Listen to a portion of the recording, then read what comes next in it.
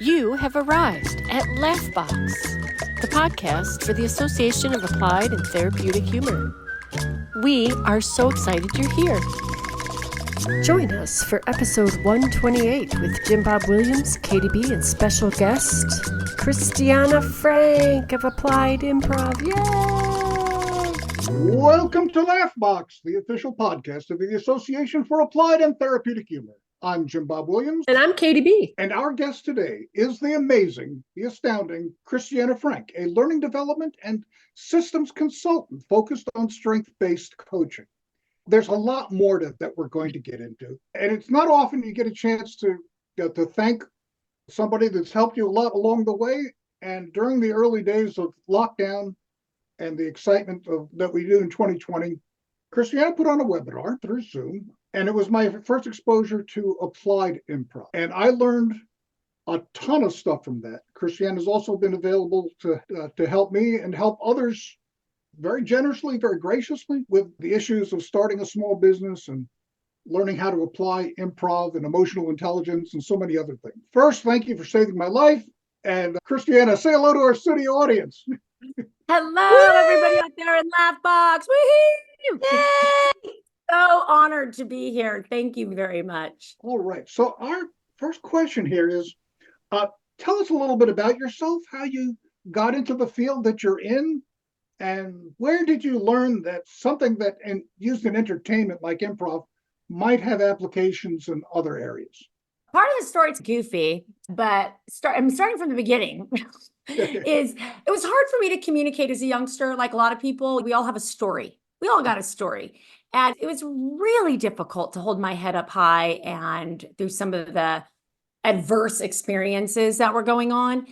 And so when I was 17, I remember going to our local college and walking the halls and sitting down, and a professor pulls out our next studies. And I realized my reality was going to be sitting in a chair. And I thought, this is not for me. And already was having a little bit of difficulty. So I said I ran away to New York. I set it up though. So I was going and arriving at, that's a whole nother podcast, how I got into those schools because it was improv. It wasn't my grades. It was improv. It wasn't my talent. It was improv and cleaning a few toilets and living in my car. So Juilliard and Yale became on my resume, and then I studied from Udahagen. I cherry-picked my education. So I cherry-picked. I never graduated from any of them. It would come to my head, and I thought, I'm done. I need to move on. And for many years, I was ashamed of that. And just recently, in the last 10 years, first of all, I hate the word shame, but in the last 10 years, I've gone, way to go. Congratulations for knowing when it was done. It was done for me. After the point of that, I haven't told this story in a hot minute. I did get some work in New York. So I was doing Broadway in New York City and out of New York City, waiting tables in between shows. And I guess that's right where it popped into my head. I remember walking down Broadway. It's been really a hot minute since I've said this. Walking on Broadway and watching this mom scold, for a lack of better words, her son who was really trying to do something. And I watched how he was having all these difficulties. He was having all these difficulties communicating, and it went right into my heart. It was so familiar. And I went, wow, that's not me anymore. Are you kidding me? What did I do? What has happened? So even though I didn't really understand how to reflect at that point, I'm still learning, I came to understand that yes, improv was in there, but going to all the auditions and putting on different characters in the moment, asking to redo things in the moment, being okay with failure when you go on 6 auditions a day and don't get one, being okay trying to get all these different skill sets to be a waitress or wherever store I'm going to work at so I could keep my money going and not live in my car. So at first, improv, I had a little bit of improv classes, a whole lot of that life experience. Then I moved back to Nevada to where I was, and I had that feeling of being a youth. And I thought, you know what? I know too much right now to watch my neighbor's kids go through what I went through. Yeah. How do I speed track this? Shook my little hands around, thought I could talk my way into the school district, and they weren't having it. So I met a custodian that was my custodian, and he let me in the back door. And so I started running classes in my old high school in the basement. and people started coming. And Okay, at these first, are underground classes, not sanctioned. Okay. I guess I could say this now. I've got a great partnership with the school district now, but they sure as heck didn't know we were there and I didn't have insurance. And this was 20 something years ago. And it was a scene study play and all this stuff. And over the years, I started to learn more about improv and how that can support, started taking more classes, flew out to New York City and met Jude Trader Wolf, met the Applied Improvisation. And during the last 20 years, my kids company, which is in Nevada and California, called Kidscape Productions, has been a before, during, after school, out of school time camp program where parents bring their kiddos. It's pre-K in some areas, but basically 5 to 17. Some of my kids won't leave now and they're 22. It's so awesome. We do all those classes, but that's ridiculously infused with applied improvisation. And it's so beautiful because when you're getting a group of people together, I mean, preaching to the choir, and John can't make it on the second day of the workshop, nobody loses because it's improv. So improv really helped me blossom without going, oh gosh, we're putting up a Christmas Carol and Scrooge got a pea stuck in his nose and he's not showing up. Who's going to memorize all those lines? So it made it more flexible at first. And then I started diving into the neuroscience of it. And once I started diving into the neuroscience and the heart science and connecting things like heart math, I was stuck. And the last thing I'll say about it, just recently in 2017, some of the schools were saying, we want to do this. So what I did was I went to the drawing boards, but we're all teaching each other. And I thought, how can I infuse this into content that's already in the classroom in under 3 minutes? Because nobody has time for new things. So I started developing all these modules that would fit into different content. And then I started consulting with school districts. So as more, not just to be a consultant, but just to create more sustainability, because you can only teach so many classes in a day. I got your staff, my staff is working Kidscape, but then I thought, if I want this world, and I think of Katie, I see her nodding and on the road and sustaining joy. If I want to sustain it, it's got to be something that can run when I'm gone. So that started happening in 2017. Can you give us some information about heart math and how it relates to applied improv? Oh, how long is this podcast? I So I don't know why I have a terminology of a hot minute. I'm feeling I'm going to say that a lot right now. So heart math, there is so much out there. I'm thinking actually this fall, I'm going to run online. I do it under the Applied Improv of Reno Tahoe. There's one actually tomorrow, which by the time your listeners hear it, but it's where I highlight an expert. I'd like to highlight one of you or both of you at some point, or both of you together. I would like to do that and show exactly what I'm going to say right now, because there's so much science that crosses over. So heart math is the study of the heart and the collective coherence that we can create as a community. So part of the research, I'll say, I believe in this research, but I even think that the evidence is only saying a certain thing. I think the evidence is much bigger. Be it you're an empath, be it you study science, be it you're a God person, be it you're like, I know my limbic system and prefrontal cortex. It's all that. And then it's your heart. For instance, we'll just say this, with Nevada, I've got a relationship that is not so savory. I'll use the word prickly or crunchy relationship. And it's a relationship of my whole life. And I can feel when that relation on the other side of the country is having an issue. And I can feel in my soul, my nervous system, my sympathetic, parasympathetic is just like blah. So heart math is suggesting that we are all one big collective coherence. If I'm going to stick to the actual science that they can prove, they say it's within 3 feet. I like to start with saying it's everywhere if you're open for it. But heart math does the study of what energy you share within a 3-foot distance, whether it's between an owner and their dog or a person and a person. And it boils down to every single thing that applied improv does, because my behavior and yoga, my behavior not only affects me, but it radically affects every single person I come in contact with. I also believe, there's no proof in what I'm about to say, but I believe this. There's lots of proof, but no evidence. I also believe that it comes in contact with the people you think about. So if you're putting any time, and I got my little pricklies, so I know this to be right, is if you are thinking about someone and you're making yourself radically aware of something, you can change a feeling, you can even change matter, and thoughts are things, which we've come to learn. So you can change people's perceptions, their feelings, their nervous system. You can change how they look at things by not even saying anything. So HeartMath's done the work for everybody and hooked hearts up to EKGs and all these things to prove that the heartbeat or the breath will start to go very similar. And it's just like improv, right? If you're together, you start to do this fine dance where you're working together. And you add that layer of HeartMath, understanding that your feelings are with that person on stage, the dance becomes much more intricate, much more authentic. And what grows out of it, mwah. And am I wrong? What heart-brain coherence is, which HeartMath studies too, I believe, is that the brain waves and the heart rhythm become synchronous.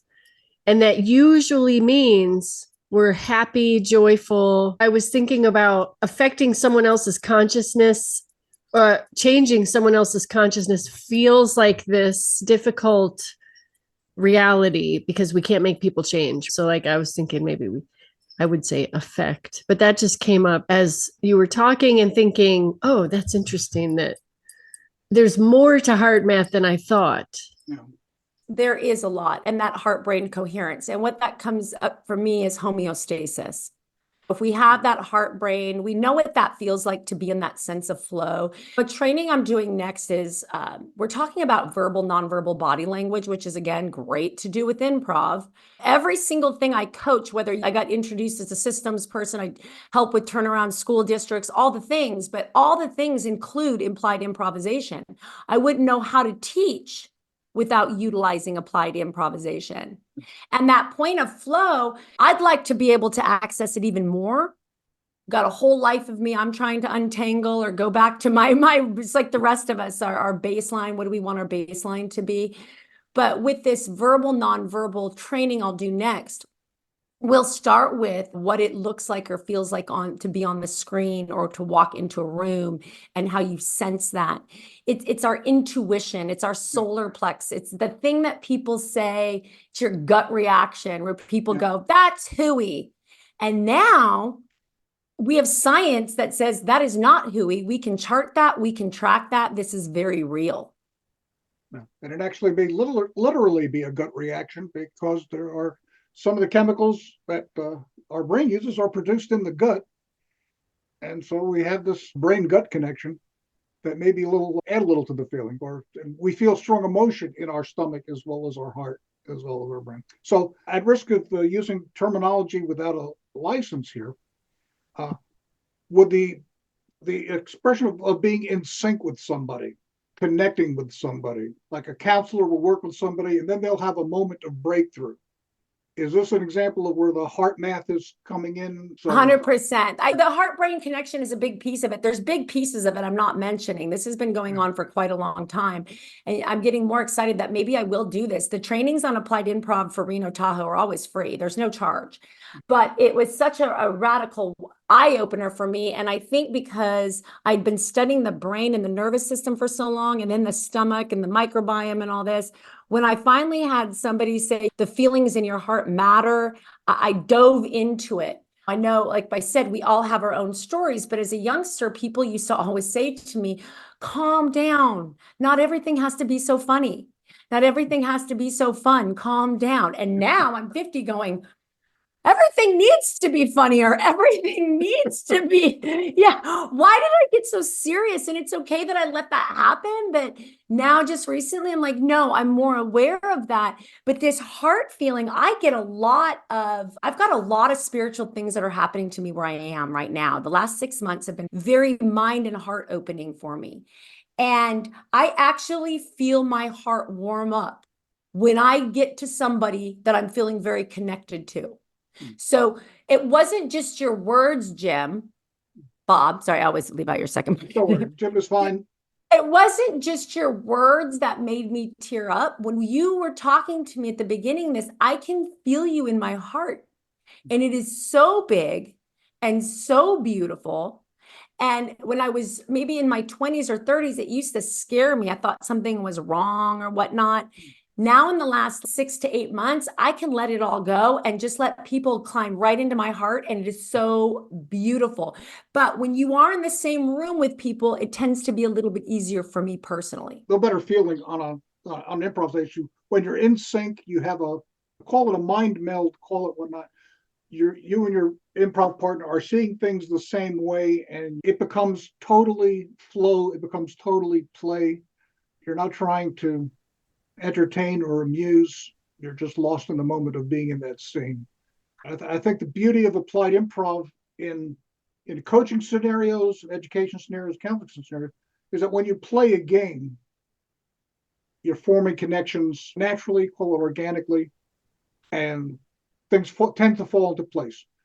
You can have an amazing lecture on the importance of listening skills, yada, yada, yada, yada, yada. Okay. But until you exercise your listening skills with an improv game like Alphabet, or it rhymes with sounds like, you're actually applying it, and call it like tactile learning. Okay. Some people learn by using their hands, and that, to me, improv games are a way of learning to use your brain to address a situation. Yeah, and then do you mind if and then just practice, right? No. So I remember way back in the day, 50, I don't know, whenever I started doing consulting, I remember standing up on the stage going, it's practice. We weren't talking about neuroplasticity back then or whatnot. I'm like, it's practice, it's practice. Just like if you're a football player, I would ask them, what do you have to build in your eye-hand coordination? What do you have to do in your legs? I have to build muscles. And it's been this pivotal shift in my own understanding going, oh, that's what we're doing with repetition here. Repetition of awareness, of letting people in heart. When I talked to you last time, I said, I can be, sometimes it used to scare me, but I can walk into a store, somebody will look at me from way in the back, and my husband will get that feeling and say, I'll be in the car, and they'll just walk right towards me and say, I think I need to talk to you. Oh, and before I'd go, what? Now I'm going, what do you want to talk about? Let's sit down. Let's have a conversation. So these electromagnetic waves that we can send out to people can be extremely inviting. And they can also be blocking you off too. I think, and I need to practice it even more. I think we all need to practice it if we want it. If you don't want it, obviously don't practice it. But being able to attach to people with that radical sense of authenticity, it's so fulfilling. Tell us a little bit about how the types of problems that school districts ask you to solve. The phone rings, and what are some of the situations that you've come up against? So in the beginning, it was pretty simple. So I was considered experiential for a really long time. And some people liked that idea, and some people thought that was hooey. So as people that are in these types of things, yoga, improv, heart math, Reiki, whatever it is, Reiki, I think I said that wrong. All these things I feel to be extremely important. And so I would put those out as offers. Hey, listen, why don't you come in? That's really all anybody could see. We're talking 1992. Mm-hmm. And people would say, okay, let's bring her in for an engagement. That's great. Let's bring her in for that drama or theater piece or the voice speech that's not getting attended to. Probably around, my husband's way better at dates than me, probably around like 1997 or so. We'd been working with about 1,500 kids a day, my staff, and we were in tons of different schools. And I started to meet the needs of the schools around that time, meaning what were their guiding principles? Is it going to be that now in these activities we're adding in self-love or determination, whatever was in their school kind of idea, just embedding it in there. And then quickly after that, I decided that people were starting to trust that this works. We're getting great assessments coming out. I started to assess emotional intelligence around it. I started to assess the interpersonal skill sets around it. We did the EQ, IQ, so I could prove to schools. So we started doing assessments. Everybody wants data, right? Data. Filming kids, showing. And I got a little bit more ninja on it, which is, okay, so we want engagement and we want retention of content, retention of students. So that's when I started creating modules that I could teach teachers and leave. They could either be improv teachers, as maybe you, Jim, Bob, and Katie know. They could also be chair teachers, maybe if they didn't feel like they could use their bodies yet because they had their own things going on. And so then I started laying down in all the schools this embedded into content. to prove to them, like you would put up a lesson. So they would put up, I don't know, Mount Everest. We talk about Mount Everest. And then boom, the kids know how to play. Let's do something simple. Everybody knows, a slideshow. Right. And then they get up. So a teacher then can sit back and she's, oh man, I get it. These kids have great collaboration. These kids have great eye contact. This kid might have something going on at home. Oh, wait, they totally got the lesson wrong. I need to reteach it. Oh, they all seem to understand. Let's move on to the next. So then we started assessing those a lot. And that's where it's just really started blowing out of the water. Once I got smarter going, okay, they're saying they have no time. And then bringing fun, right? My podcast, I'm relaunching it called Deliberate Connections, but I work with the superintendent a lot who talks about fun. And it wasn't given enough attention until just maybe about 6 or 7 years ago. But once we started bringing fun into the classroom, yeah, maybe we're doing content retention. Maybe we're doing compliment circle. Maybe we're just doing crazy eights and getting up and shaking our bodies. We as in my company, and I know a lot of other applied improv companies that proved it too. We proved that kids want to come to school or they want to get on that screen during the pandemic. And when the kids want to come to school, now we're talking heart math, because now we have a collective coherence of kids. Now the teachers want to come to school because the kids want to be there, and everything's been raised with joy. That's phenomenal. And it's tiring sometimes too, I should think. That's another thing I try to tell people. Will say, come change my climate, come change your climate. And I think it takes a hot minute. I knew I was going to say that again. It takes a minute for me to pull them on board, for them to realize to do this is not something I was born with. It's not easy. It's a choice. It's a deliberate, intentional choice to do this for other people. For me, it works when I know I'm doing it for someone else, and then I get it back. But it's exhausting. And people go, wow, you have a lot of energy. And then I'll end with this. They say, oh, if you want to know where to go out at night, you go ask Christiana. Look at how much energy she has. And people, after I'm done, I'm at home alone with my dog in my bed staring at the wall. I am not, I need to rebuild up so I can be my best for everybody the next day. Christiana. Wow. Let's talk about applied improv and the healing power of humor. And I think we can draw in a little bit about play and how that also heals. Okay. I need more humor in my life, so I'll start with that. Definitely need more humor. And that's why when I met you, Katie, I said, I would like to be on the laugh box and I would like to listen, because I'm going to start with the other side of the question, which is I'll watch a movie with my friends and they will be laughing out loud. And I'm just sitting there. But I'm laughing on the inside.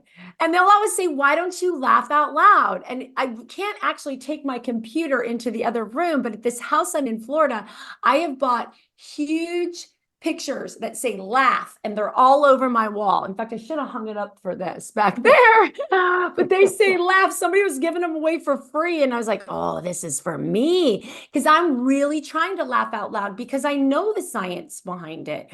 I know that when you take in the deep breaths and you increase the oxygen in your belly and you make your heart pump, your brain gets filled with the nutrient rich oxygenated blood that goes to all parts of your brain so you can function.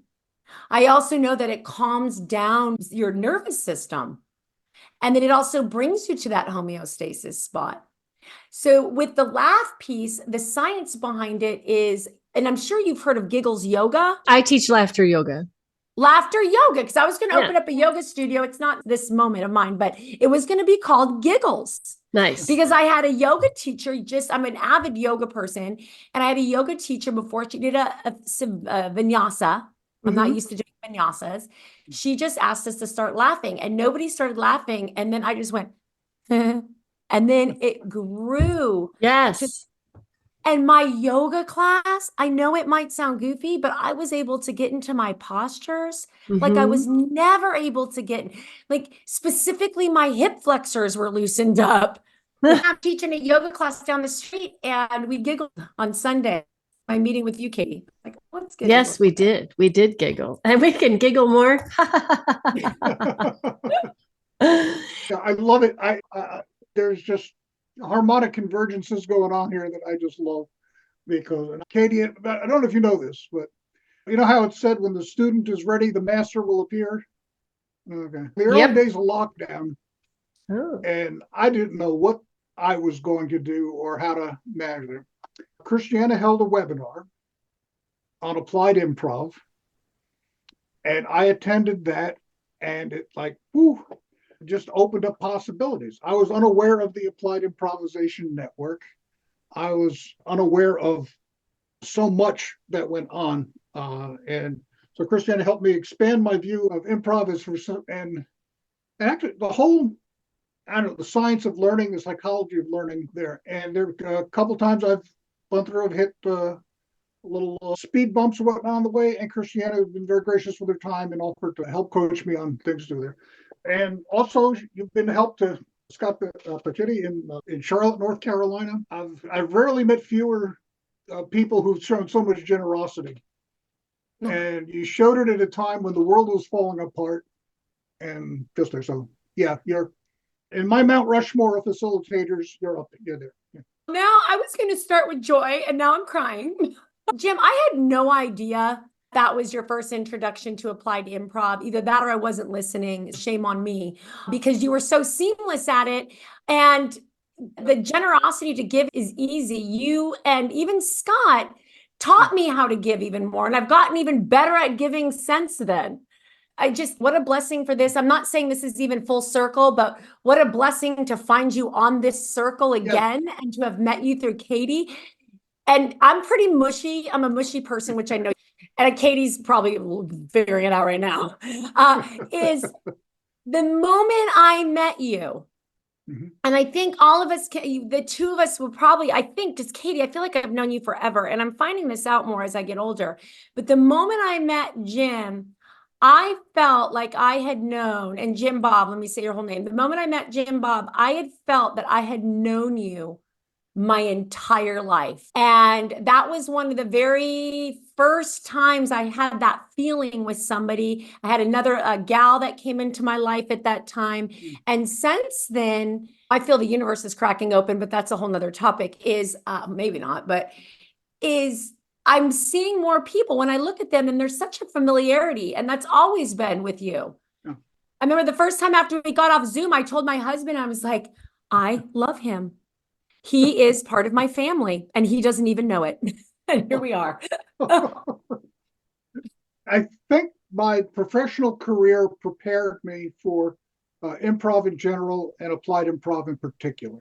And that's because I worked for an engineer 30, 35 years and a manager with all kinds of stuff.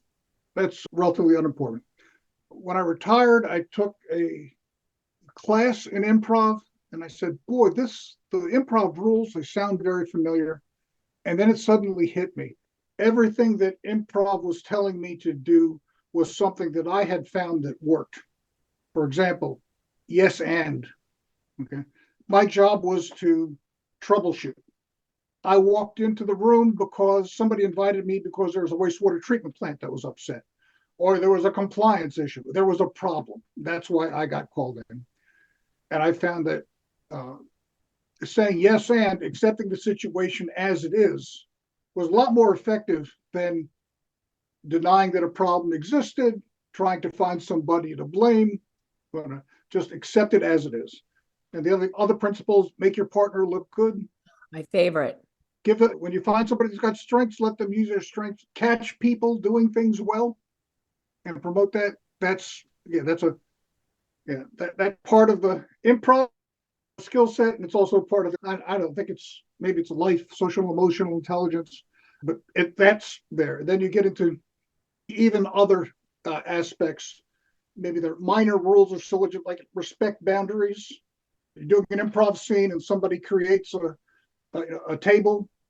You have to respect that the table is there. It's not really there, but you have to act like it's there for the sake of the scene. And a lot of times I found in there get into a situation, you find there are unwritten barriers. Once you know them, you can incorporate them into the solutions that you're proposing to solve. And sometimes it's part of the game is finding out Okay. Oh, you say you have an office open policy.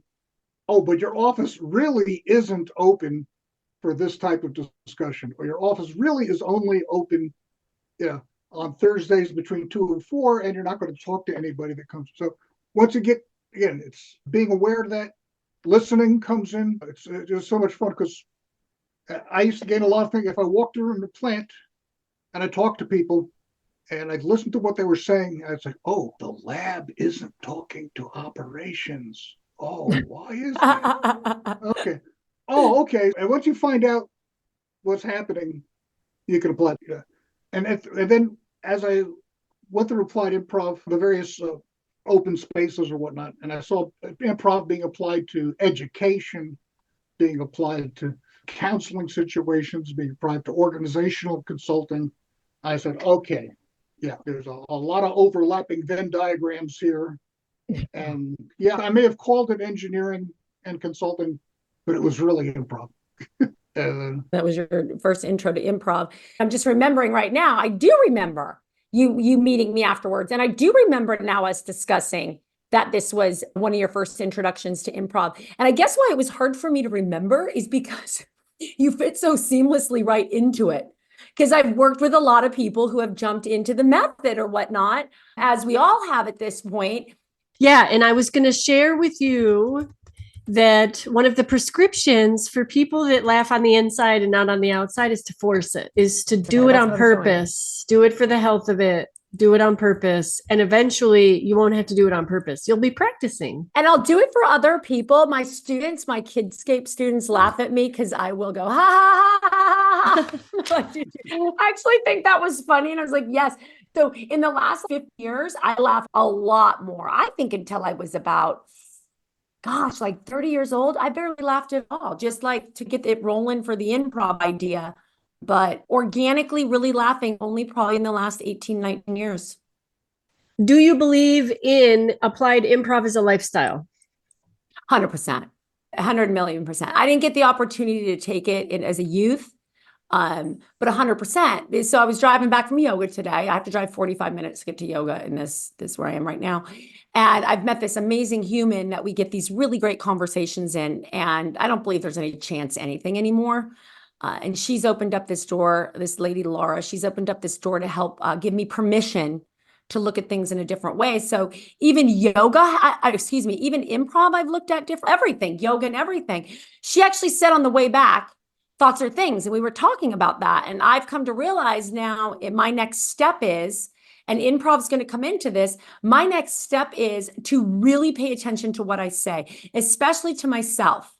And again, I don't mind getting really authentic when I talk or transparent, but we all have our story. Is I was raised with a very negative thing, like a lot of us were. Our families only knew what they knew. Our parents only knew what they knew. So this generational negative self-talk or negative talk to each other. So improv right there saves my life. And I say improv saves my life because now I have a place to practice in a non-judgmental space where I already feel safe if I get a group together because the rules are to make me look good and to make you look good. So I feel like it's a non-judgment zone. So now I can go, okay, let me try these vocabulary words on for size or that. And I actually get to do it, play with it. I know a lot of people call it role playing. To me, improv is way more complex and way easier on the same time than role playing is. So improv is it's everything in my life, everything I do. I think we know, what did I'm going to misquote somebody right now. Didn't Alan Alda say it's part of every human experience? I'll look it up. I believe he did. No. He says something, but it's literally every single thing we do. And it allows us to try the world on for size. Ooh, I like this. Let's quote me. Okay. No, but it lets us try the world on for size and then make adjustments as we feel fit. We were at the Alda Center for Communicating Science as a group with my colleagues in that. And so we got to actually do improv with all the scientists up there. And that really helped me. My main client base is always going to be mental health, and not always, but to date has been mental health and K through 12 education. Being up there has really helped me develop curriculum for gifted and talented within school districts or twice exceptional schools. And all that means is a twice exceptional just means you are gifted and talented with a special need or a special challenge. And that helps because I don't know, I'm pretty emotionally strong. But when it gets to, I'm not saying I'm not intelligent. I'm just saying I'm not a gifted and talented kid. And then as they're building those skills, we met a bunch of scientists up there that had the hardest time giving eye contact. Hardest time. And you wonder, you step back and go, oh no, mister, you're the guy that has all the answers to help save us. And now we have to help you talk so we can get that information out of your body. That's also really cool. And so we've been asking you a lot of questions that feel like they're a little off topic for you just to reach the walls of the normal. But is there anything that you want to share on this Laughbox podcast about you, your experience, applied improv, anything like that that you want to share with people? Yeah, I do. So I wanted just the sense of how I started this podcast with you. So right before I got on, I turned to my husband and I said, don't let the dog bark. That wasn't it. No. I'm going to go get you Sam. And I'm like, you can't leave. The dog's going to bark. But I said, don't let the dog bark. But I go, it's really interesting. I'm not saying I never get nervous. And I'm actually not nervous at all right now. What I am saying is I have changed so much as a human in the last 4 years. And so much because Jim, I remember working with you when I was working in Costa Rica, because I remember trying to hold a connection and I had it balanced on some weird log. And I was like, I sure sweating bullets, but changed so much that I think that sense of going, am I ready to share? I'm always ready to share, but I feel like I'm right on the brink of something right now that I don't have language for.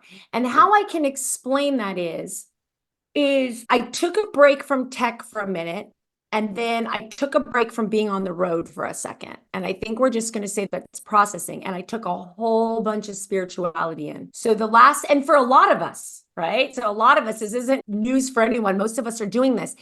And I'm so excited to learn right now about where all the things I've done to date, and now I'm putting in the spirituality. And I'll say this, one of my clients is a best-selling author, does all these things. He's very fancy. We meet on the screen. We talk about improv. We help with videos. And we were looking at each other the other day, and this is so new. And the tears too in the beginning of this. And he just looks at me and he goes, I love you. And it was a pure, beautiful love. And then his human experience started backtracking. He's, oh, wait, I'm so sorry. I didn't mean to. And I go, whoa, stop. I go, I love you too. And so the reason why I even said about before this podcast is something's changing in me right now to where, yes, I've been known to go into stores and build people up or have classes, but there's this other layer that's now available where I feel like I can love harder and stronger. And how that blends with applied improvisation, I have yet to see. Well, I don't, I'm seeing it right now, but I have yet to experience all the possibilities it's going to offer me.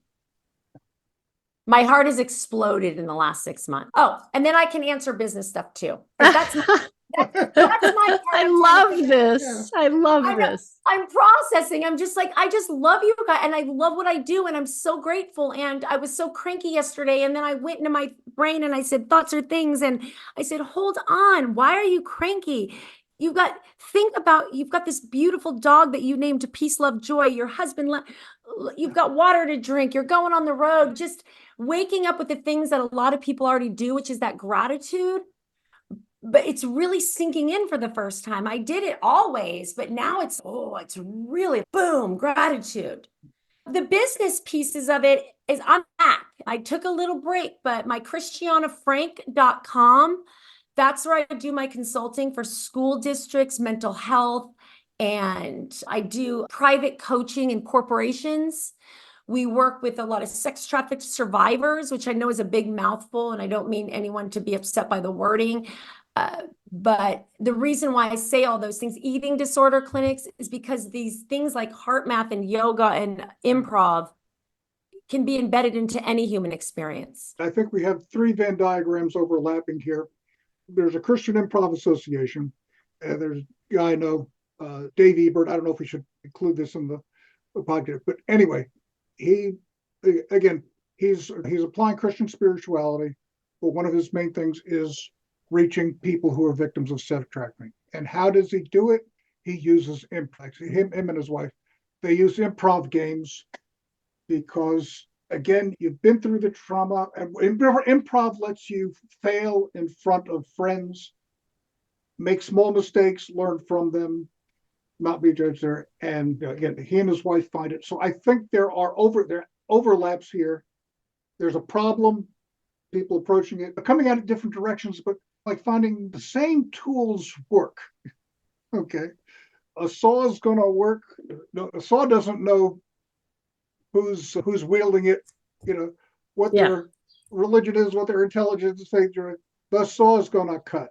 I'm thinking applied improv is the kind of tool that it's going to cut and it's going to have results in different areas. I'm trying to get my feet that I've done. They say it takes 10,000 hours of practice to become an expert in something. I only have about 9,094 more hours. I did 2 sessions on using improv games and humor for people in a recovery situation. Yes. And boy, did I learn a lot about what I don't know about recovery. But I saw humor helped make connections. The improv games helped illustrate there. And I think they were very happy to be in a place where I mess up. It's okay. I'm free to mess up. And that was very liberating because for some of them, their world it's the judge telling them, don't mess up. It's their ex telling them, don't mess up. It's the police corner telling them, don't mess up. Everybody's telling them, you can't mess up. And they're saying, oh, but improv is saying, oh, and not only can I mess up, I can learn from that and I can grow with that. And I'll have people there who don't mind in that space, in that improv workshop there that's happening. And hopefully that can. So again, a long way from saying there's the universal cure for it. I'm encouraged by the fact that there are so many people looking at these these incredible problems that society faces and finding that, there are certain cool tools in common that work, grow, that they can be, and provide that hope that there is something better in that. And that's what allows me to get up in the morning, knowing that somewhere somebody is making things better. Okay. And that's you, Christiana. I was going to say, and her name is Christiana Frank. Yeah. And can I say something real quick? I don't mean to turn the questions on to you, but for some reason I want to either one of you, but I asked this question, it's a hypothetical, but I asked this question while I was listening to you, Jim Bob. I downloaded what better thing, tell me if there's something, because I can't think of anything. What better thing is there to create a relationship with your body, mind, soul, heart, whatever your vocabulary, some people, whatever, but your body, mind, and soul? What better tools than the things that we've talked about here today? The yoga. I know we didn't talk about breath and all these things, but what better way than just practicing with your body? I've never been the one to maybe sit back, I'm working on it, but to think about it a lot. I just would rather do it. And if it feels really good, super simple, I'm going to do it again. If my heart beats normal, I feel like I'm connected, I feel joyful, I laugh, I'm going to do it again. If I don't feel right, I might try it just to make sure. And then I just don't do it. And applied improvisation and all the things the modalities we're talking about here give you that full human experience to try and create that relationship with your body and other people. Agreed. So question and then answered it. Yeah. That's it. No, it's perfect. So I'm a juggler too. So being able to juggle, I tell the kids, practice. And really life is practice. Improv gives you an opportunity to practice living at life without judgment. Cool. How amazing is that? And Christiana. Yes. How do people reach you because you're so amazing and they want to reach you and they want more of your workshops and all that? Oh, yes. Okay. So I got a couple different platforms. So I'll do this. The Applied Improv Reno Tahoe is where I will be highlighting Katie and Jim Bob when I convince them to come on, which is where I highlight experts. This is just a complimentary thing so we can all connect. They can also, I brought back my Deliberate Connections podcast, which I've already got Katie on, and Jim Bob, don't hide from me. It's about deliberately connecting with yourself and others in the world at large. And then we also have my two companies that I work. So christianafrank.com is my consulting, which is mainly 18 and older, corporations, mental health, K through 12 school districts. And then Kidscape Productions, it's a mouthful.com, was founded in 1991. And that is mainly in Reno, though we've been asked to go on the road. It's mainly Reno in California, and that caters directly to the teen student. Amazing. Amazing. Links in the chat so they can make it into the show notes here. Oh, yeah, they would. They would anyway. But yes, thank you. I've saved the chat. I'm going to save it one more time. Okay. And we are running out of time, even though I think we could probably talk for about 5 hours. And so I just want to say, Christiana, what a pleasure meeting you. I can't wait to brainstorm with you, to improv with you, to talk with you some more at another time. I hope you enjoy your travels across the country, and I hope everything you're doing is seamless with ease and flow and just the way you need it. Thank you for being here. Thank you. So you saw me packing last night, right? So yeah, send more of that seamless and flow. Right. I'm still practicing at this game called life. Yeah. Thank you very much. Just so special to be here. Thank you. This has been Laughbox, the official podcast of the Association for Applied and Therapeutic Humor. We want to thank our very special guest, Christiana Frank. And we're looking forward to further discussions, further finding out different ways that, frankly, we can make things better. So, with Christiana Frank, frankly. Right. Sorry, I couldn't resist. Laugh out loud. Woo-hoo! That's all we needed was a reason. Thank you very much. Thank you for joining us for episode 128 with Jim Bob Williams, Katie B, and the most amazing consultant and speaker of the Applied Improv set, Christiana Frank. Woohoo! Thank you very much. Laughbox is a production of the Association for Applied and Therapeutic Humor. Visit us online at www.aath.org. Follow us on social media, Facebook, Twitter, Instagram, or LinkedIn. Music by Gary Rubio. For more information, www.garyrubiomusic.com.